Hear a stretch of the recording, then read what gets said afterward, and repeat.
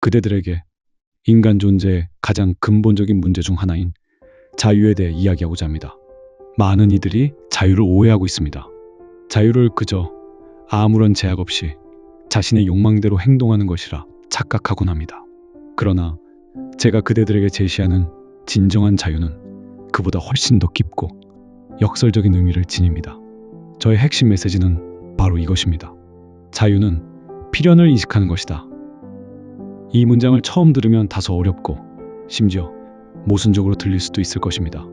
어떻게 필연이라는 어쩔 수 없는 제약과 한계를 인식하는 것이 자유가 될 수 있단 말입니까? 자유는 구속으로부터의 해방이 아니었단 말입니까? 제가 그대들에게 묻겠습니다. 그대들이 아무런 규칙 없이, 아무런 제약 없이 그저 마음대로 행동할 수 있는 상태를 상상해 보십시오. 과연 그것이 진정한 자유인지 생각해 볼 필요가 있습니다. 그것은 진정한 자유가 아니라 오히려 무질서와 혼란, 그리고 결국에는 파괴로 이어질 뿐입니다. 예를 들어 음악가가 아무런 음계나 화성법의 규칙 없이 그저 손가락 가는 대로 건반을 두드린다면 그것은 아름다운 음악이 아니라 불쾌한 소음에 불과할 것입니다. 화가가 아무런 원근법이나 색채의 조화 없이 그저 물감을 캔버스에 뿌린다면 그것은 예술 작품이 아니라 혼돈의 낙서가 될 것입니다. 이처럼 모든 창조적인 활동은 특정한 규칙과 원리인 필연성을 이해하고 체득할 때 비로소 가능해집니다. 음악가는 음계의 필연성을 인식하고 그것을 자신의 것으로 만들 때 비로소 아름다운 선율을 창조할 수 있으며, 화가는 조형의 필연성을 이해할 때 비로소 걸작을 그려낼 수 있습니다. 이것이 바로 제가 말하는 진정한 자유의 본질입니다. 진정한 자유는 무질서 속에서 오는 것이 아니라 질서와 원리를 깊이 이해하고 그것을 자신의 것으로 만들 때 비로소 발현됩니다. 우리가 인식해야 할 필연성은 단순히 외부적인 강제만을 의미하지 않습니다. 그것은 자연의 법칙일 수도 있고 사회의 법과 도덕일 수도 있으며, 더 나아가 우리 자신의 이성적 본성과 인류 역사의 발전 원리일 수도 있습니다. 우리는 자연의 법칙을 거스를 수 없습니다. 중력의 법칙을 무시하고 높은 곳에서 뛰어내린다면 자유가 아니라 추락의 필연성을 경험할 뿐입니다. 물은 위에서 아래로 흐르고 해는 동쪽에서 떠서 서쪽으로 칩니다. 이러한 자연의 필연성을 우리는 바꿀 수 없습니다. 그러나 우리가 중력의 법칙을 이해하고 비행의 원리를 인식할 때 우리는 비로소 하늘을 자유롭게 날 수 있는 비행기를 만들 수 있게 됩니다. 물의 흐름을 이해하고 댐을 건설하여 에너지를 얻는 것처럼 말입니다. 이것이 바로 자연의 필연성을 인식함으로써 얻는 자유의 한 예입니다. 우리는 자연의 한계를 넘어서는 것이 아니라 자연의 법칙을 이해하고 활용함으로써 더 큰 자유를 획득하는 것입니다. 사회 속에서 우리는 법과 도덕이라는 필연성에 직면합니다. 만약 모든 사람이 자신의 욕망만을 쫓아 행동한다면 사회는 무질서와 갈등으로 가득 찰 것이며 그 누구도 진정한 안정과 평화를 누릴 수 없을 것입니다. 그러나 우리는 사회가 유지되기 위한 필연적인 규칙들, 즉 법과 질서를 인식하고 그것을 자발적으로 받아들일 때 비로소 공동체 안에서 진정한 자유를 누릴 수 있습니다.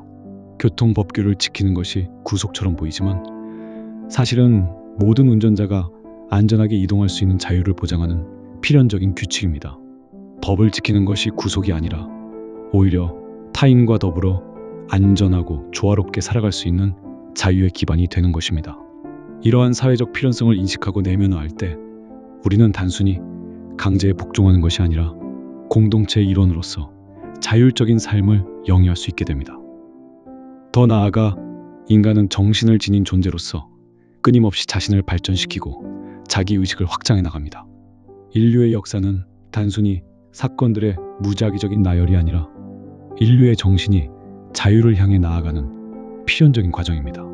인류는 끊임없이 모순과 갈등을 겪으며 그 속에서 새로운 해결책과 더 높은 단계의 이해에 도달하는 변증법적 과정을 통해 발전해 왔습니다. 우리는 역사의 흐름을 이해하고 그 속에서 작용하는 필연적인 원리들을 인식할 때 비로소 역사의 수동적인 객체가 아니라 능동적인 주체로서 자신의 자유를 실현할 수 있습니다. 과거의 오류를 인식하고 현재의 한계를 이해하며 미래를 향해 나아갈 방향을 설정하는 것. 이것이 바로 역사적 필연성을 인식하는 자유입니다.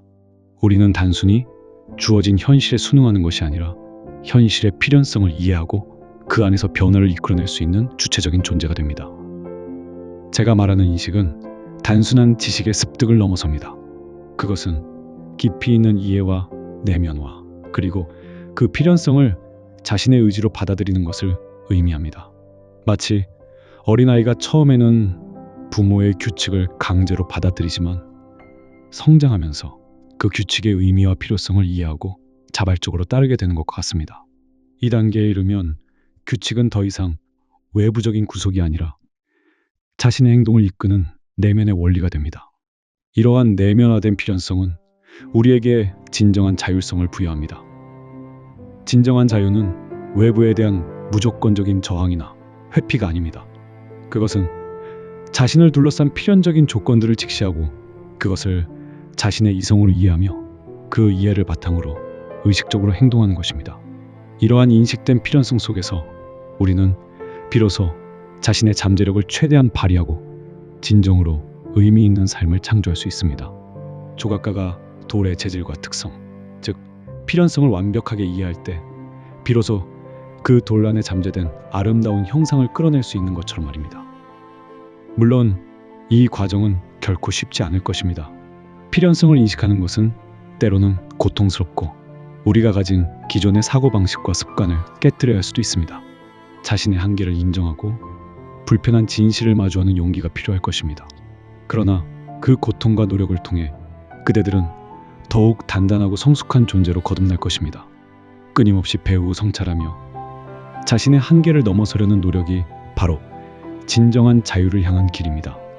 이 과정 속에서 그대들은 단순한 존재를 넘어 끊임없이 자신을 형성하고 발전시켜 나가는 정신으로서의 본질을 깨닫게 될 것입니다. 그대들은 이성을 지닌 존재로서 필연성을 인식하고 그것을 자신의 자유로 승화시킬 수 있는 위대한 능력을 지니고 있습니다. 이 능력은 그대들에게 주어진 가장 고귀한 선물입니다. 이 선물을 사용하여 그대들 자신의 삶을 주체적으로 이끌어 가십시오. 자신의 욕망에만 사로잡혀 외부의 필연성을 무시하는 삶은 결코 자유로운 삶이 아닙니다. 그것은 자신의 욕망에 갇힌 노예의 삶일 뿐입니다. 그러나 필연성을 직시하고 그것을 자신의 이성으로 이해하며 그 안에서 자신의 의지를 발현할 때 그대들은 비로소 진정한 자유인으로서의 존엄성을 획득하게 될 것입니다. 자신의 삶의 주인이 되는 것입니다. 이것은 단순히 철학적인 개념이 아닙니다. 이것은 일상생활 속에서 매 순간 적용될 수 있는 삶의 원리입니다. 그대들이 직면하는 모든 상황 속에서 그 상황의 필연적인 조건들을 이해하려 노력하십시오. 자신의 감정이나 편견에 휩쓸리지 않고 객관적인 현실을 직시하십시오. 그리고 그 이해를 바탕으로 가장 이성적이고 책임감 있는 선택을 내리십시오. 그대들의 삶 속에서 필연성을 인식하고 그것을 통해 자유를 획득하는 이 과정은 끊임없이 반복될 것입니다. 자유는 정지된 상태가 아니라 끊임없이 필연성을 인식하고 자신을 발전시켜 나가는 역동적인 과정입니다. 그대들의 정신이 깨어있는 한 자유는 계속해서 확장될 것입니다. 그대들이 더 많이 인식하고 이해할수록 자유의 지평은 더욱 넓어질 것입니다. 용기를 내보십시오. 본인의 내면의 이성을 믿고 세상의 필연성을 직시하십시오. 그 필연성 속에서 자신의 진정한 자유를 발견하고 그 자유로운 의지로 자신의 삶을 아름답게 조각해 나갑시다. 그대들은 할 수 있습니다. 그대들의 이성적인 인식이 삶을 진정한 자유로 이끌기를 진심으로 기원합니다.